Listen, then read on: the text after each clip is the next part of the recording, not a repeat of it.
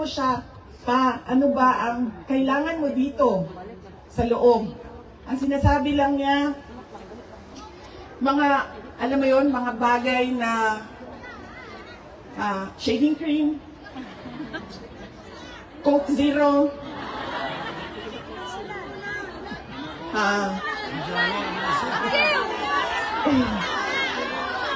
tumingin na siya sa kakahingi ng Pinoy na ulam dahil parang hindi talaga kaya nung nagluluto sa loob ang Pinoy na ulam. Pero nagpadala ako kahapon ng PDF file ng mga recipes na pwedeng sundin nung nagluluto.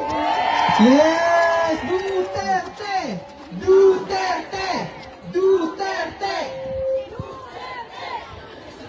Meron siyang, meron siyang hilig sa Coke Zero at yun lang yung hingi niya. May shopping list doon sa loob.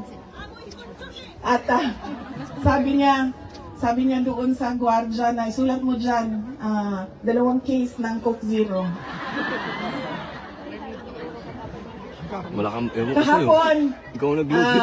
bago ako umalis, tinuruan ako ng gwardiya. Kaputulin na Sabi to. niya, pwede ka naman bumili dyan sa vendo, tapos naku. iwan mo Malapit na ba ito para mawala? sa kanya. So sabi ko, Papa, anong gusto mo dito? Sabi niya, Coke Zero lang. Hindi tayo pwede So mawala sa bumili area. akong 4 na Coke Zero, iniwan ko sa kanya. At sabi niya na, sabi ko pa, that's 1 for each day pa ha. So today, tomorrow, Saturday, tomorrow, Sunday, Monday, Tuesday, Wednesday. Dahil darating na yung grocery list mo by Wednesday. At sagot niya sa akin, bakit isa lang? Sabi naman nung gwardiya, sabi niya, you have to have at least, he has to have at least 2 because he already drank upstairs, 1 Coke Zero. Apo.